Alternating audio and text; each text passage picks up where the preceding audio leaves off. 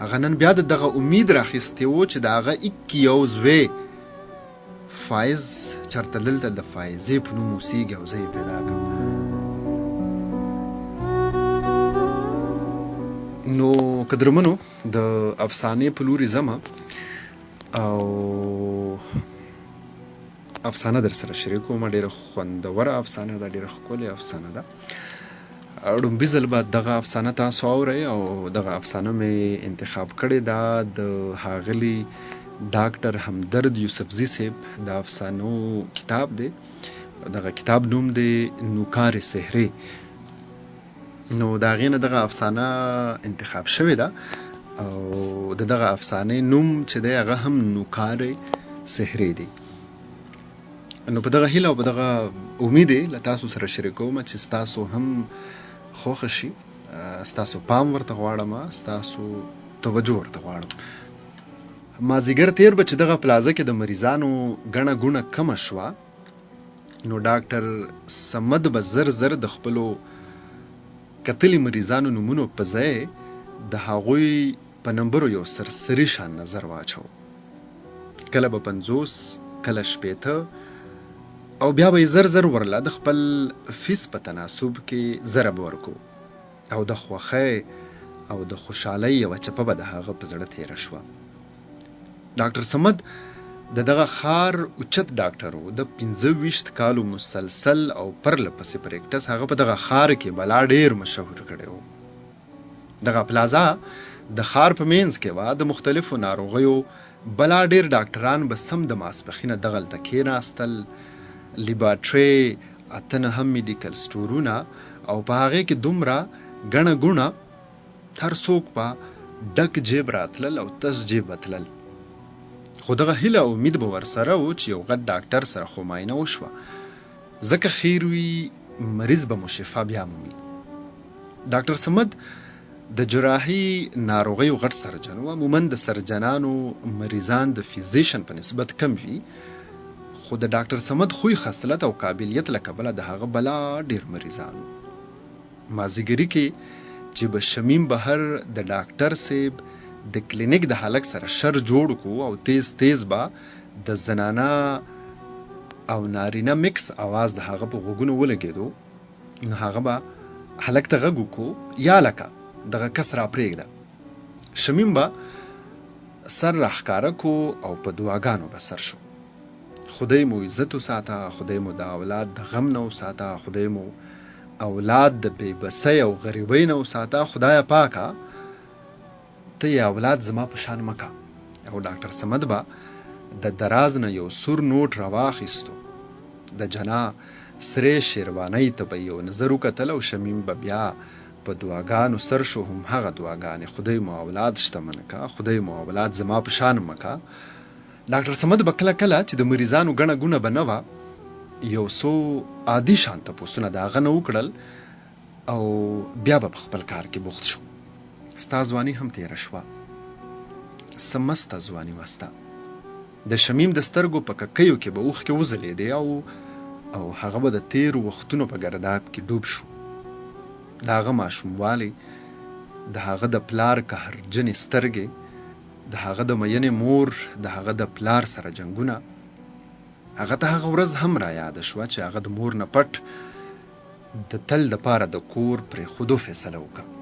هغه ته یاد شو چې مور پلار ته وی دا د خدای کارونه دي او د خدای امتحان دی.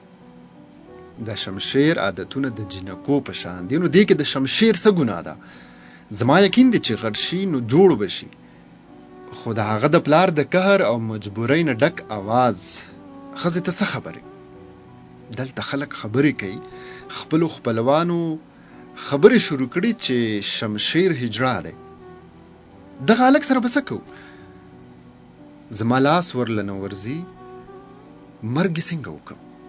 خو دغه خبرې برداشت کول زما د وسه نه دي، زه څه وکړم؟ او بیا یوه شپه شمشیر د کور نه د تل دپاره راووتو. د ښار دغه کوڅه کې هغه پناه واخیسته او د شمشیر نه شمیم شو. خپلو شان خلکو سره یې ژوند روان کو. د جسم د ګډا به بدلې ډوډۍ او ژوند، خو چې د ځوانۍ درشل نه ور واوښتو نو د خېټې غم هغه خیر ته پاتې کو. درسته ورځ په سړکونو ګرځېدل او سوال کول، خیرات غوښتل د هغه ژوند و. ډاکټر صمد د هغه په اوږد سوچ به کله کله پریشان شو، خو کله کله به یې ترې همدغه رنګه درد پارونکي تپوسونه کول. شمیم دغه وخت د 100 روپو نوټ واخیستو او روان شو. د ډاکټر صمد مریضان ختم شوي وو. د کلینیک هلک هغه ته د 0.08 نوټونه ورکړل او اجازه یې ترې واخیستو. ډاکټر صمد د خپلو سپینو ویښتو په څو پاتې ډکو لاس راښ کړو. ویښته چېرته و؟ د سر په مهینه سرمنې لاس تېر کو. یخه خوله پرې راغله لاړه. هغه دا ځل ډېر نازله غوندې د 0 روپو نوټونه شمار کړل او جیب ته یې واچول. پلازه مکمله خالي شوې وه. د شمشیر او شمیم د ژوند په هکله به هغه سوچ کولو نو د ویرې طرحې نه به وبوږنېدو. زر زر به یې کوشش کولو چې ذهن بل اړخ ته واړوي، خو د ډېر کوشش نه پس هم هغه کامیاب به نه شو. د شبنم غټ غټ حجامت کې به هغه ته د هغه سپین ویښته مخې مخې ته شو. سر به یې کلک ونیو. کلینیکونه ټول بند شوي وو. بهر په سړک باران شروع شوی و. د هسپتال د لیبارټرۍ سره 2-3 سړو ټیسټونه لاس کې نیولي وو او د باران د ودرېدو انتظار یې کولو. ډاکټر صمد یوې لمحې له د کلینیک په دروازه کې ودرېدو. باران هم هغسې تیز ورېدو. د اسمان په برېښنا کې به یو عجیبه وحشت خور شو او دغه د برېښنا په رڼا کې به هغه ته یو ځل بیا د شمیم او شمشیر مکسه څهره ښکاره شوه. هغه به زر زر په دواړه لاسونو باندې مخ پټ کو لکه چې دغه څېرې یې ورله مخ نوکارې کوي. هغه واپس راغی. د کرسۍ په ځای د مریض په سټول کېناسته او بیا یو اوږد سوچ د ځان سره واخیستو. پوره 72 کاله 3 میاشتې او 8 ورځې د هغه د عمر تېرې شوې وې. د کور ودانې د مرګ یې 8 کالو. ماشومان یې نه و. هغه دا ځل یو سګرټ له جیبه راوویستو. د کلینیک دروازه یې لټ کړه او زر زر یې په رپېدونکو لاسونو سګرټ بل کو. ټوخي سره یې 2-3 کشه وکړل. د اسمان او باران برېښنا لا هغسې وقفه په وقفه روانه وه. باران به کله کله داسې تیز شو لکه د کونډې د اوښکو دارې او کله به بیا ټکنی شو. صمد بیا یو اوږد کش راښ کولو. د سوچونو یوې نوې چپې هغه په مخه واخیست او هغه خدای خبر د خپل کور په دغه دنګو غټو دیوالونو کې ولې زړه تنګی و. شاید د هغه مسلسله تنهایي همدغه وجه وه چې هغه کور ته تلل نه غوښتل. وحشت، ویره، باران، غټ کور، یوازیتوب، 72 کاله عمر او دغه کلینیک کې د هغه ناسته.